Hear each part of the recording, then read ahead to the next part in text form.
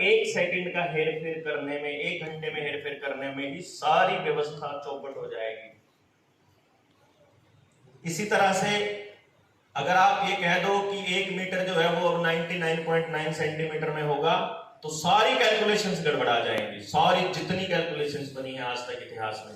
इसीलिए मानक को कभी छेड़ा नहीं जाता, मानक को कभी भी बदला नहीं जाता, मानक वही रहता है और सदियों सदियों तक वही रहता है और पूरी दुनिया में वही रहता है। यही काम हमारे रुपए का है, वो मानक वही रहेगा चाहे किसी की सरकार आए, किसी की सरकार ना आए। और ये बात मैं नहीं कह रहा हूं, ये बात रुपए को कानून बनाने वाला आरबीआई एक्ट 1934 कहता है। ये बात आपको याद रखनी है। आरबीआई एक्ट 1934 कहता है, उसकी धारा 25 कहती है कि कोई भी रुपए के मानक के साथ छेड़छाड़ नहीं करेगा।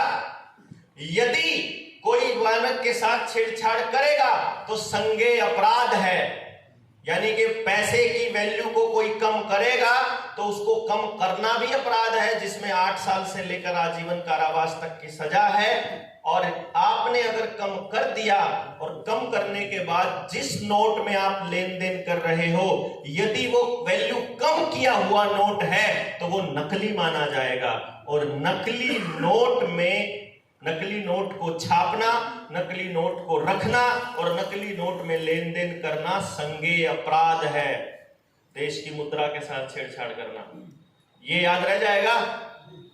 ये कानून में अभी भी लिखा हुआ है। आरबीआई एक्ट, जहां पे आरबीआई बना था जब अंग्रेजों ने बनाया, ये मानक अंग्रेजों का बनाया हुआ नहीं है। ये मानक परंपराओं में है, हजारों साल पुराना। लेकिन पहली बार लिखित रूप में मुद्रा का नाम रुपया रखा गया, शेरशाह सूरी ने रखा। और उस शेरशाह सूरी ने जो मानक बनाया था, वही मानक अंग्रेजों ने यूं का यूं अप्लाई कर लिया और बाद में उस मानक को बदल करके लूट चालू करी। वो बदलना क्या था कि 1 रुपया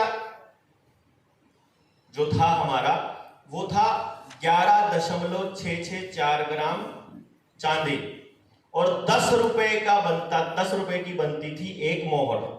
और 10 रुपए की एक मोहर बनती थी, वो सोने की थी। और सोना कितना था? 11.664 ग्राम ही। समझ गए? 1 तोला जिसको कहते हैं, 10 ग्राम का तोला नहीं होता है। 11.664 ग्राम 664 मिलीग्राम, यानी 11 ग्राम 664 मिलीग्राम का एक मोहर सोने की और 1 रुपया चांदी का। ये तब की बात है जब चांदी और सोने की वैल्यू का, कीमत का जो डिफरेंस है वो 10 गुना है। यानी 10 चांदी के सिक्के बराबर है 1 सोने की मोहर, यानी 10 तोले बराबर 1 तोला। 10 तोले चांदी का, 1 तोला सोने का। ये तब है और ये यही रहेगा, ये तय किया गया। लेकिन कालांतर में हमारे पुरखे जो कानूनों की भाषा को नहीं समझते थे, जो समझते थे कि लोकल लेवल पे जो हमने नियम बनाए हैं वो उन्हीं को कानून मानते थे। हमारी व्यवस्थाएं ना इस तरीके से थी कि हर सभ्यता का अपना कानून था। यहाँ पे जो लोग रहते हैं वो अपने लोकल कानून मानते थे, लोकली न्याय व्यवस्था थी, लोकली विनिमय का, आपस में लेन देन का भी, तो उनको कोई फर्क नहीं पड़ता था कि अंग्रेज क्या कानून बना रहे हैं, वो गौर भी नहीं करते थे। हमारी इस अनजान होने का फायदा उठा करके अंग्रेजों ने पहली लूट करी जब उन्होंने ये कहा कि एक मोहर अब 15 चांदी के सिक्कों के बराबर हो जाएगी, 15 रुपयों की एक मोहर हो जाएगी। तो सीधा 1.5 गुना की लूट, मतलब आधी लूट 50% की पहले ही झटके में मार दी उन्होंने। वो मानक आज तक चलता आ रहा है कानून के हिसाब से। समझ गए? यानी कि